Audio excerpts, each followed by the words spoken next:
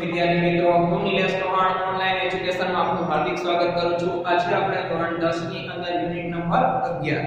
Unit number 11 તમને ખૂબ જ ઇન્ટરેસ્ટિંગ પડતો હશે કારણ કે આ યુનિટ આ બીજી છે એના માટે.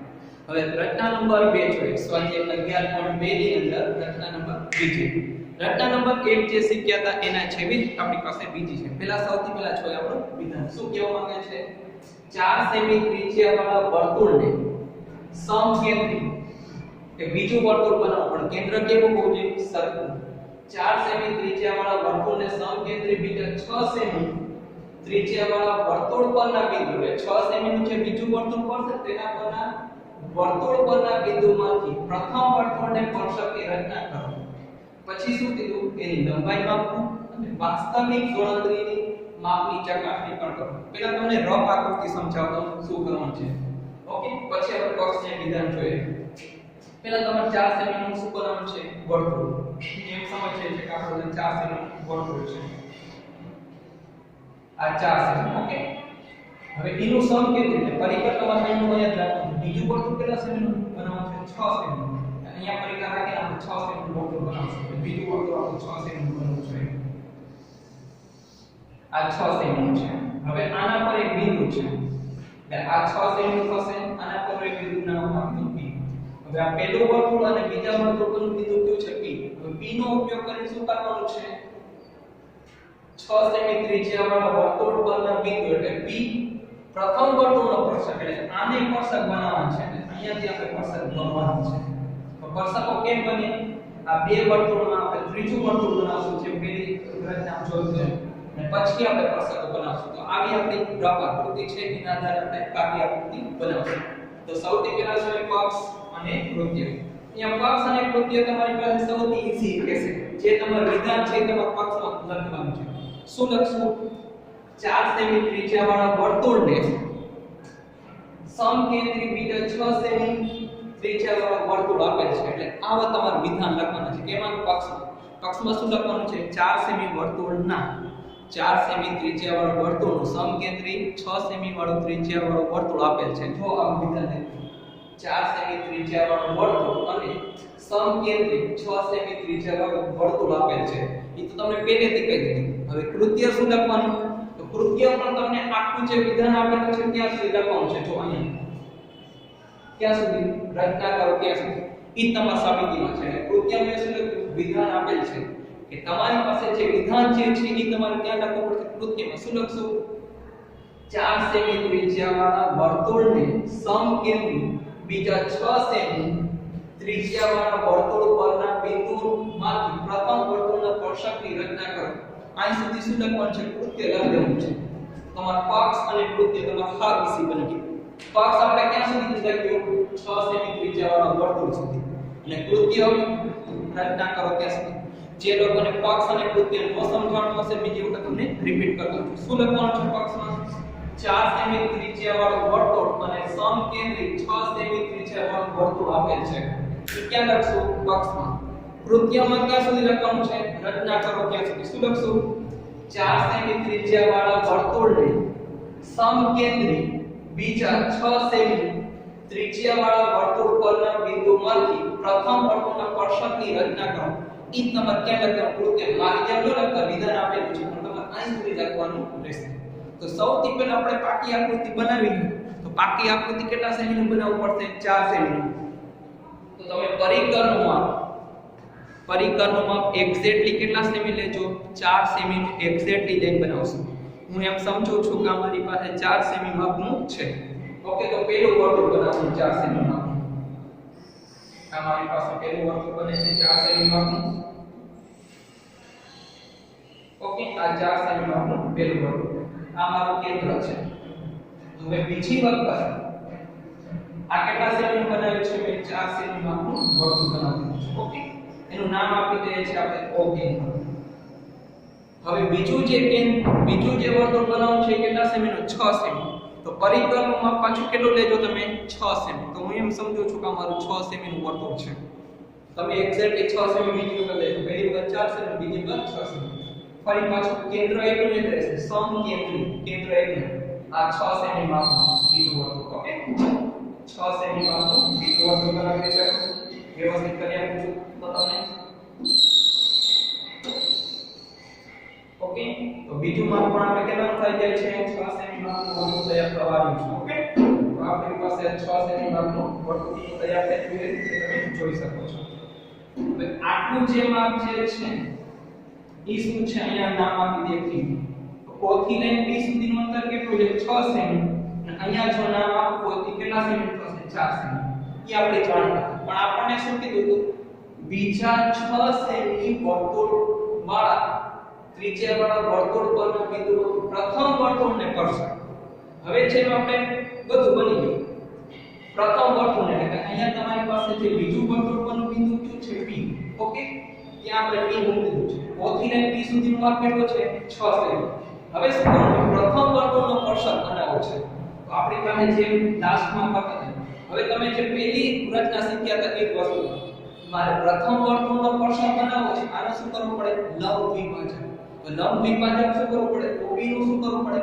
અડધા કરતા વધારે લઈ તો અમારી પાસે અત્યારે માપ કોણ છે OP છે મારે શું કરવું પડે OP નું શું કરવું પડે અડધા કરતા વધારે તો અડધા કરતા આ જોવે છે ઓકે તો શું કરવાનું એક વખત ઉપરની સાઈડમાં ચાપ એક વખત ક્યાં ચાપ કરશું નીચેની સાઈડમાં ચાપ ઓકે સેમ વસ્તુ P ઉપર બિંદુ રાખી એક વખત ઉપરની ચાપ અને એક વખત ક્યાં ચાપ કરશું નીચેની ચાપ બંને બે ચાપો જ્યાં છેદે છે એમાંથી શું પસાર કરતી રેખા ઓકે આ આપણું બન્યું રેખાખંડ આ રેખાખંડને નામ આપો તો આપી શકે x અને y રેખાખંડ x અને OP ને જ્યાં છેદે છે એને આપણે નામ આપીએ M છેદ બિંદુ હવે તમારે શું કરવાનું છે યાદ કરો કે રેખાખંડ OXY અને OP જ્યાં છેદે છે ઓકે M બિંદુ છેદે છે હવે આનામાંથી એક બીજું વર્તુળ બનાવશું તો કેટલું માપ રાખવાનું O થી લઈને M સુધીનું માપ ઓકે આટલું માપ છે ખ્યાલ આવ્યો અથવા તો M થી લઈને P સુધીનું માપ પણ તમે લઈ શકો છો આ OP નું માપ હવે ક્યાં પરિકર રાખો M ઉપર પરિકર રાખી તમારે વર્તુળ બનાવો બંને ભાગમાં છેદ છે તમારી પાસે અહીંયાથી થોડું નીકળતી એક્સેન્ડિંગ માપ લઈ ઓકે આ તમારી પાસે એક્સેન્ડિંગ માપ લઈ લીધું છે ઓકે આ તમારું બીજું વર્તુળ ક્યાં મેં પરિકર રાખ્યું છે M ઉપર પરિકર રાખી આ વર્તુળ બનાવીએ છીએ આપણે જોઈ શકો છો વર્તુળ ઓકે આ તમારું વર્તુળ બને છે વ્યવસ્થિત જોઈને એના માટે હું તમને કટ કરી આપું છું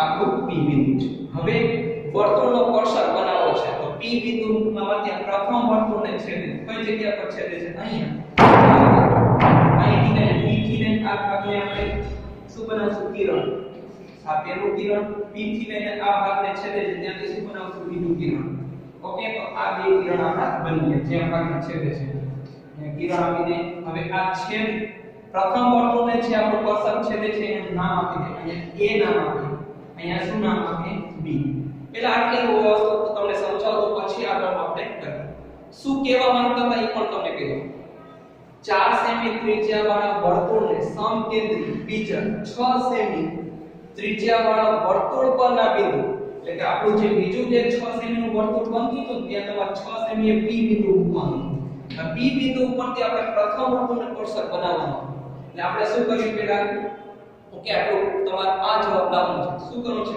પેલા 4 સેમી નું આપણે શું બનાવ્યું આ વર્તુળ ફરી જોઈ લો જે લોકો ખ્યાલ ન આવ્યો હોય આ 4 સેમી નું મેં શું બનાવ્યું પ્રથમ વર્તુળ ઓકે આ 4 સેમી નું મારું પ્રથમ વર્તુળ છે હવે પરિકરનું માપ કેટલા સેમી રાખવાનું છે 6 સેમી O બિંદુ પર પરિકર આપી 6 સેમી નું બીજું વર્તુળ બનાવવું તો આપણે 6 સેમી નું આ બીજું વર્તુળ બનાવીએ ઓકે આ બીજું વર્તુળ બની ગયું આપણે બીજું વર્તુળ જ્યાં તમારી પાસે બને છે ત્યાં શું નામ આપ્યું P બિંદુ હવે P બિંદુના આધારે પ્રથમ વર્તુળનો સ્પર્શક બનાવવાનો છે તો પ્રથમ વર્તુળનો સ્પર્શક બનાવવા છે આપણે શું બનાવીએ રેખાખંડ OP સ્કેલથી દોર દેજો રેખાખંડ OP નું માપ કેટલું હશે 6 સેમી તો તમારે O થી લઈને P નું માપ કેટલું રાખવાનું છે અડધા કરતા વધારે લઈ ઉપરના ભાગમાં નીચેના ભાગમાં ચાપ ક્યાં પરિકર રાખ્યો O ઉપર સેમ વસ્તુ P ઉપર પરિકર રાખી ચાપ બનાવી આ P ઉપર પરિકર રાખી ઓકે રેખાખંડ બંને બે ચાપ જ્યાં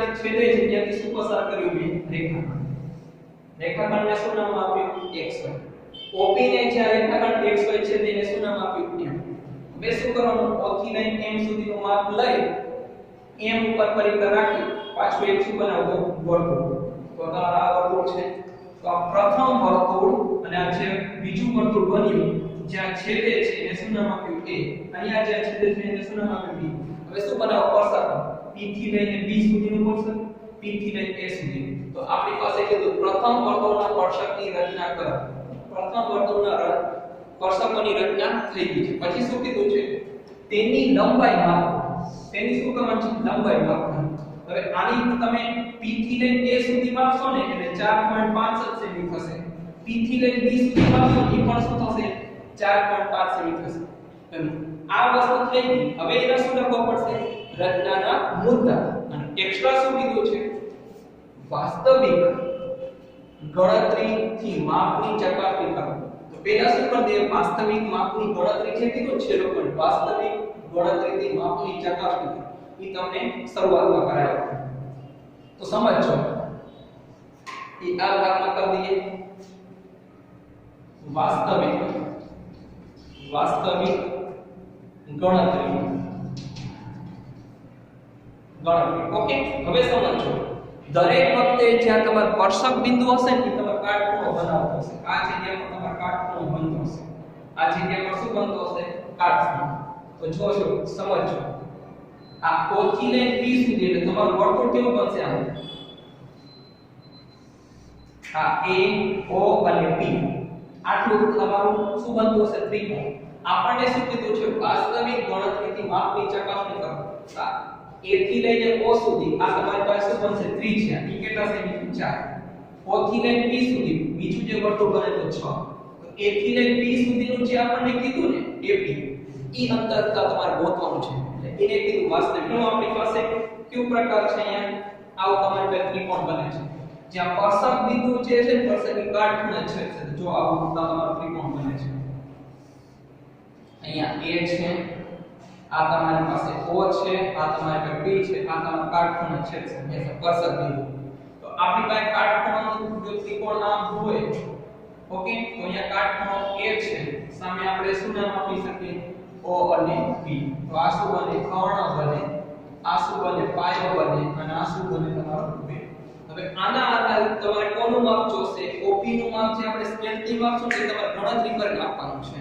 તો તમારી પાસે ગણતરી કરીને કરવું હોય તો કર્ણ તમારી પાસે જો OP શું બનશે કર્ણ સેમ વસ્તુ AO શું બનશે AO તમારો વેગ અને AP શું બનશે તમારી પાસે AP પાયો. પાયથાગોરસ પ્રમાણે આપણે પાયથાગોરસનું સૂત્ર કર્ણનો સ્ક્વેર આ કર્ણનો સ્ક્વેર બરાબર પાયાનો સ્ક્વેર પ્લસ વેગનો સ્ક્વેર. ઓકે આ વસ્તુ છે. હવે કર્ણ કોણ છે તમારે OP. તો અહીંયા મૂકી દઉં છું OP નો સ્ક્વેર બરાબર પાયો. પાયો કેટલો છે AP. AP નો સ્ક્વેર લખું પ્લસ વેગ. વેગ કોણ છે OA. તો AO. હવે OP એટલે OP નું માપ કેટલું છે 6. 6 નો સ્ક્વેર એટલે કેટલો થશે 36. AP એટલે આપણી પાસે જે ગોતવું છે એટલે AP નો સ્ક્વેર આમ નામ રાખો પ્લસ AO કેટલું છે 4 નંબર કેટલો થશે 16. હવે તમે આનું સામેની સાઈડમાં મોકલશો એટલે 36 16 બરાબર AP નો સ્ક્વેર. 36 માંથી 16 કાઢશો એટલે 20 બરાબર AP નો સ્ક્વેર. હવે 20 અહીંયા AP જોઈએ છે આપણને શું મળે છે AP નો સ્ક્વેર. રૂટમાં કેટલા મૂકવો પડે 20 બરાબર AP નો સ્ક્વેર. ઓકે AP મળે. હવે તમે 20 નું વર્તુળ કાઢી શકતા નથી તો તમારે શું કરવાનું છે કેલ્સીટી કાઢી શકો કારણ કે વાસ્તવિક ગણતરીથી માપની ચકાસણી કરો એવું તમને પૂછાતું નથી. પણ છતાં પણ જો તમને આપેલું હોય તો તમે ભાગાકાર કરી શકો છો. ભાગાકાર આનો આવશે 4.47 બરાબર AP. અને ત્રીજી સંખ્યા 5 કે 5 કરતા મોટી હોય એટલે શું થઈ જશે પ્લસ 4.5 મળશે. અહીં લખી શકીએ AP બરાબર 4.5 જે આપણે ગણતરી પણ કરી શકીએ. હવે પહેલા આપણે ગણતરી કરી લીધી. હવે શું લખવું આપણે રચનાના મુદ્દા. જોઈએ અહીંયા રચનાના મુદ્દા કઈ વાસ્તવિક ગણતરી આપણે પહેલા કરી લીધી પછી રચનાના મુદ્દા જોવા છે. હવે રચનાના મુદ્દા તમે કઈ રીતના સોર્ટ કરી શકો છો એનું કારણ છે આકૃતિ બનાવતા આપણે ઘણો બધો સમય છે, તો રચનાના મુદ્દા થોડાક આપણે શોર્ટ કરી લઈએ. શું કરી શકાય તમારી પાસે સમકેન્દ્રી, જો અહીંયા પેલો પોઈન્ટ લખું છું, સમકેન્દ્રી વર્તુળના કેન્દ્ર O, એટલે આપણે O કેન્દ્ર લઈ બે વર્તુળ બનાવ્યા. ઓકે, એટલે શું લખ્યું મેં પોઈન્ટ? સમકેન્દ્રી વર્તુળના કેન્દ્ર O અને મોટા વર્તુળનો P બિંદુ છે. અહીંયાથી આપણે કરી લીધું હતું. આ પેલું કેન્દ્ર O, બીજાનું પણ કેન્દ્ર O છે, પણ બીજા વર્તુળ પરનું બિંદુ કયું છે? P. શોર્ટમાં લીધું. હવે આપણે શું કર્યું હતું? OP. તો OP નો લંબ દ્વિભાજક દોરો.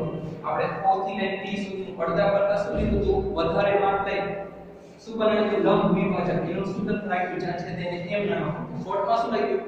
OP નો લંબ દ્વિભાજક દોરો અને મધ્ય બિંદુ M નામ આપ્યું. જ્યાં છેદતું હતું આ OP ને XY જે છેદતું હતું એને શું નામ આપ્યું? M.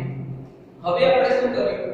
O થી લઈને M સુધી M ને કેન્દ્રમાં લઈ MO ત્રિજ્યા લઈ વર્તુળ દોરો. આપણે થર્ડ વર્તુળ દોરો. જ્યાં છેદે છે પ્રથમ વર્તુળ, જો અને નાના વર્તુળને A અને B માં છેદે છે, એટલે જ્યાં છેદતું હતું એને શું નામ આપ્યું? છેદ બિંદુ A અને B નામ આપ્યું. પછી આપણે શું કર્યું? સ્પર્શક દોર્યા.